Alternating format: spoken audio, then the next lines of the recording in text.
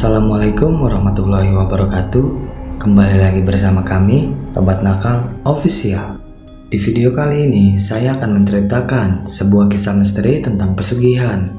Kisah ini diangkat dari seorang narasumber, yang dimana nama dan tempat sudah kami samarkan, agar menjaga dari hal yang tidak diinginkan di kemudian hari. Kisah ini menceritakan tentang seorang ibu yang rela melakukan pesugihan dengan syarat menikah dengan jin. Tapi sebelum masuk ke ceritanya, jangan lupa ambil posisi yang paling nyaman dan bunyikan tombol lonceng notifikasinya. Dan cerita pun dimulai.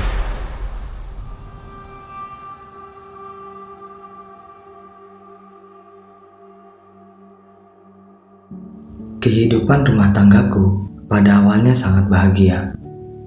Suamiku Tikno, seorang pria yang sangat bertanggung jawab. Dia juga ayah yang baik dan sangat menyayangi ketiga anaknya. Suatu hari kami harus pindah dari Jawa Timur ke Palembang. Maklum saja, ketika itu Mas Tikno dimutasi ke kantor cabang perusahaan tempat dia bekerja. Semula kami berharap akan mendapatkan kehidupan yang lebih bahagia di tempat baru ini. Namun justru di kota Palembang inilah kepahitan itu bermula. Ya, tragedi itu bermula dari vonis kanker otak terhadap anak ketiga kami, yang bernama Dedi Putra Pratikno. Yang ketika itu, Dedi baru berumur 3,5 tahun. Kenyataan itu sungguh memukul batinku, dan juga batin suamiku. Sejak si bungsu divonis mengidap kanker otak, kulihat Mas Tikno sering melamun seorang diri. Memang dibanding kedua anak yang lain, Mas Tikno jauh lebih menyayangi si bungsu. Sebab sejak saat bayi, si bungsu memang sering sakit-sakitan, sehingga membutuhkan perhatian ekstra dari kami. Mungkin karena itulah tumbuh kasih sayang yang sangat besar dari kami berdua. Terutama Mas Tikno yang pernah menyebut Dedi sebagai anak yang akan memiliki banyak keajaiban. Sebab ketika aku mengandung Dedi, Mas Tikno sering bermimpi bertemu seorang kakek-kakek bersorban putih, mirip seorang wali yang menitipkan anak kepadanya. Namun mimpi hanyalah mimpi. Kenyataan tetap berbicara lain. Meski biaya pengobatan si kecil ditanggung oleh asuransi kesehatan dari perusahaan tempat Mas Tikno bekerja, namun karena penyakit yang diderita oleh Dedi relatif langka dan sulit disembuhkan, maka usaha kami membawanya berobat ke berbagai rumah sakit ternama di kota Palembang sepertinya hanya sia-sia. Bila sedang datang sakitnya, si kecil Dedi sering jatuh pingsan, dan kami tidak bisa berbuat apa-apa, kecuali hanya membawanya ke rumah sakit untuk sekedar mendapatkan penanganan gawat darurat. Kami hampir putus asa menghadapi keadaan si kecil Dedi. Puncaknya pada saat libur Hari Raya Idul Fitri, kami sekeluarga memutuskan untuk mudik ke kampung halamanku di daerah Jawa Timur. Di samping ingin berlebaran bersama keluarga, rencananya kesempatan ini juga akan kami gunakan untuk mencari pengobatan alternatif guna mengobati penyakit Dedi. Tetapi manusia hanya bisa berencana, sedangkan Tuhan yang menentukannya. Seminggu setelah tinggal di rumah orang tuaku untuk menikmati Hari Raya Idul Fitri, dan belum sempat kami membawa Dedi berobat secara alternatif, ternyata Tuhan telah memanggilnya terlebih dahulu. Dedi menghembuskan nafas terakhirnya dalam gendongan ayahnya. Kepergian si bungsu sungguh merupakan kehilangan yang teramat besar bagi keluarga kami. Sebagai ibu yang merawatnya sejak masih dalam kandungan, tentu sulit bagiku untuk mengikhlaskan kepergiannya. Mas Tikno pun sepertinya merasakan hal yang sama. Tetapi sebagai lelaki, ia pasti jauh lebih kuat jika dibandingkan denganku. Buktinya, walau masih dalam keadaan berduka karena masa liburan yang sudah habis, setelah selamatan 7 hari kepergian Dedi, Mas Tikno kembali ke Palembang. untuk melakukan rutinitasnya sebagai seorang karyawan sebuah perusahaan swasta. Sementara itu, aku sendiri lebih memilih untuk tetap tinggal di rumah orang tuaku. Demikian pula dengan kedua anakku, yang ketika itu baru duduk di kelas 1 dan 2 SMP. Mereka tetap tinggal bersamaku di Jawa Timur dan memilih untuk pindah sekolah. 5 bulan berlalu sejak kematian si bungsu. Mas Tikno masih rutin mengirimi kami uang untuk biaya hidup setiap bulannya. Dan di bulan ke-6, sesuatu yang tak pernah kuduga sebelumnya terjadi. Kiriman uang dari Mas Tikno tak kunjung tiba sesuai jadwal. Mendapati kenyataan itu, ku coba menghubunginya lewat ponsel miliknya, tetapi tidak diangkat. Ketika ku telepon tempat Mas Tikno bekerja, pihak resepsionis malah mengatakan kalau Mas Tikno sudah mengundurkan diri sejak sebulan lalu. Betapa kecewanya hatiku. Sebab Mas Tikno pun sama sekali tak pernah mengontakku, walau hanya sekejap saja. Kemana perginya Mas Tikno? Tak ada seorang pun yang bisa menjawabnya.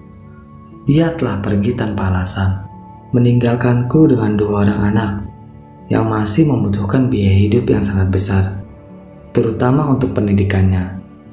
Di tengah keputusasaan, aku bertemu dengan sahabatku semasa sekolah dulu. Sebut saja namanya Yuli. Waktu itu aku sangat terkejut melihat keadaan Yuli yang sepertinya sudah jadi orang sukses. Ia membawa mobil yang bagus dan sangat mewah. Tak hanya itu, ia juga sudah menyandang gelar haji. Dan ia nampak cantik sekali dengan balutan busana muslimah. Bagaimana caranya sampai kehidupan Yuli bisa berubah dengan sedemikian drastis? Padahal aku tahu persis bagaimana asal-usul sahabatku ini. Melihat Yuli yang sudah hidup senang, terus terang saja, aku merasa sangat iri kepadanya. Sahabatku ini seolah-olah bisa membaca pikiranku. Buktinya, seminggu setelah bertemu dengannya, ia mengundangku datang ke rumahnya. Ketika aku sampai di rumahnya, kekagumanku padanya semakin besar saja. Bagaimana tidak, kulihat rumah Yuli yang megah dan cukup mewah menurut ukuranku. "Kemana suamimu, Yul?" tanyaku ketika itu saat melihat suasana rumahnya yang sepi. Yuli pun tersenyum sambil menyuguhkan cemilan di hadapanku. Ia mengatakan bahwa ia sudah menjanda 5 tahun. Mendengar jawabannya, aku merasa sedikit tak enak hati. Namun Yuli sepertinya tidak merisaukan pertanyaanku barusan. Setelah itu, Yuli pun bertanya tentang keadaan rumah tanggaku.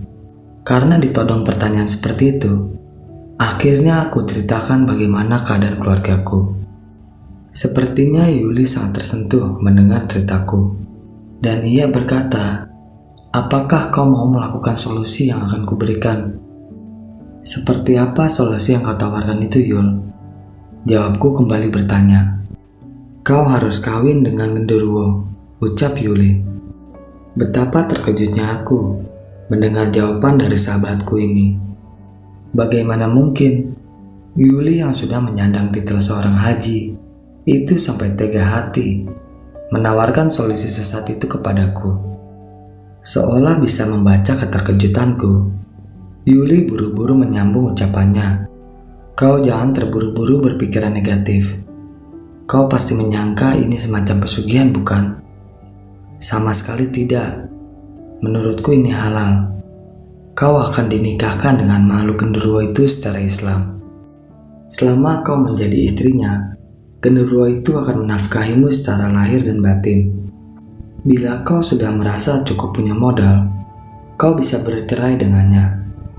Dan yang paling penting, ritual ini tidak ada tumbalnya. Dan asal kau tahu saja, aku bisa seperti ini juga karena melakukan ritual itu. Setahun yang lalu, aku minta cerai kepada genderuwo itu. Sebab aku sudah merasa punya cukup modal untuk usaha sendiri. Genderuwo itu pun bersedia menceraikanku. Dan sekarang aku bisa hidup tenang. Setelah mendengar penjelasan Yuli seperti itu, aku pun mulai tertarik untuk mengikuti jejaknya. Terlebih lagi, kehidupanku saat ini memang sangat susah. Karena alasan tersebut, akhirnya aku meminta Yuli untuk mengantarkanku ke rumah orang pintar yang katanya sudah biasa memandu ritual kawin dengan genderuwo itu. Singkat cerita, Yuli mempertemukanku dengan Ki Jambrong, paranormal yang biasa mengawinkan manusia dengan genderuwo. Setelah mendengarkan penjelasan tentang keinginanku yang disampaikan oleh Yuli, Ki Jambrong mengaku bersedia membantuku. Namun aku diminta untuk mempersiapkan semua kelengkapannya, seperti apel jin dan berbagai sarana lainnya untuk ritual perkawinan itu nantinya. Yuli bersedia membantuku untuk menyiapkan semua keperluan ini. Benar juga kata Yuli, ritual perkawinan ini memang seperti halnya proses perkawinan dalam aturan hukum Islam. Ada saksi, penghulu, wali, pengantin, dan juga ijab kabul. Bahkan juga mas kawin berupa cincin emas. Dalam prosesi pernikahan itu, Ki Jambrong bertindak sebagai wali sekaligus penghulunya. Karena mempelai lelaki tak bisa dilihat oleh mataku, maka proses ijab kabul pun sangat janggal menurutku. Sama sekali tidak ada ucapan akad nikah, meski kemudian wali dan saksi langsung mengesahkannya. Yang juga terasa aneh, setelah prosesi pernikahan selesai, Yuli berbisik di telingaku. Katanya, suamiku sangat tampan. Padahal aku sama sekali tidak bisa melihat keberadaan suamiku itu. Apakah memang Yuli bisa melihat perwujudannya, sehingga ia bisa berkata demikian? Ketika di malam Jumat Kliwon, suami gaibku itu datang dan ingin menjalankan kewajibannya di malam pertama. Memang sesuai dengan pesan Ki Jambrong, malam pertamaku dengan suamiku yang genderuwo itu akan dimulai persis pada malam Jumat Kliwon. Dan menurut Ki Jambrong, setelah menjalankan kewajibannya di malam pertama, maka suamiku itu akan memberikan nafkah materinya yang berupa tumpukan uang dalam jumlah yang lebih dari mencukupi. Menjelang pukul 12 malam, kedua anakku sudah tertidur di kamar depan. Aku sendiri pun masih menunggu entah apa yang akan terjadi. Pintu kamar kukunci rapat-rapat. Meski udara malam itu terasa sangat panas dan gerah. Sesuai dengan pesan Ki Jambrong, aku sudah berdandan cantik dengan pakaian yang diaromai oleh minyak khusus pemberian Ki Jambrong yang baunya cukup menyengat. Aku tahu ubahnya seperti pengantin perempuan yang sedang menunggu kehadiran sang pengantin pria untuk menikmati bulan madu. Menjelang pukul 1 dini hari, masih tetap tidak terjadi apa-apa. Aku pun mulai lelah menunggu. Sambil menahan kantuk, kurebahkan tubuhku di atas ranjang. Ketika rasa kantuk sudah mulai menggelayuti mataku, antara sadar dan tidak, aku dikejutkan oleh sesosok bayangan hitam yang muncul dari balik dinding. Dan beberapa saat kemudian, bayangan itu semakin mempertegas wujudnya. Ya, seseorang lelaki tinggi besar, berbadan hitam dan licin berkilat. Dan yang sungguh anehnya, lelaki itu sama sekali tidak menggunakan pakaian, walau selai benang pun. Siapakah lelaki tinggi besar itu? Apakah dia genderuwo yang telah sah menjadi suamiku? Mengapa sosoknya sedemikian menyeramkan? Padahal Yuli bilang suamiku itu sangat tampan. Apakah Yuli benar-benar sudah membohongiku? Berbagai pertanyaan itu mendera batinku. Kulihat lelaki hitam itu berdiri sambil memandangi tubuhku. Kemudian pelan-pelan ia menunduk dan tangannya menyentuh pipiku. Aku bergidik ngeri dan berusaha untuk berontak. Namun anehnya, seketika itu tubuhku berubah sangat kaku. Dengan sangat ketakutan, aku hanya bisa pasrah menghadapi sentuhan makhluk itu. Sekejap kemudian, Lelaki menyeramkan itu seperti kalap. Tangannya yang kekar melingkar di sekujur tubuhku hingga membuat nafasku semakin sesak. Bibirnya melumat bibirku dan sepasang kakinya yang licin mengkilat itu mengapit kedua belah kakiku. Aku ingin berteriak sekeras-kerasnya, namun celakanya mulutku bagai tersumbat. Teriakanku hanya menggema di dalam rongga dadaku. Tangan lelaki hitam itu semakin liar menggerayangi tubuhku sebelum akhirnya membuka bajuku dan melepaskan kain yang kupakai. Tetapi Tuhan menyayangiku. Dalam keadaan yang sangat kritis itu, tiba-tiba saja mulutku berucap dengan lantang, Allahu Akbar, Subhanallah. Dan anehnya, yang terjadi di hadapanku sungguh sebuah kenyataan yang sulit dimengerti. Mendadak saja lelaki hitam itu terpental dari atas tubuhku sambil mengerang keras seperti seekor anjing yang terluka. Bersamaan dengan itu, tubuhku yang semula kaku dapat digerakkan kembali. Lalu sosok makhluk hitam itu mengubah wujudnya menjadi bayangan, lalu hilang seolah masuk ke dalam dinding. Dan tak lama kemudian, kedua anakku menggedor-gedor pintu sambil memanggil-manggil namaku. Dan sejak kejadian itu, aku tidak pernah berani meminta pertolongan kepada sahabatku itu, walau dalam keadaan sesulit apapun. Dan cerita pun selesai. Bagi teman-teman yang menonton video ini sampai habis, saya ucapkan terima kasih banyak. Dan nantikan video-video kami selanjutnya. Wassalam.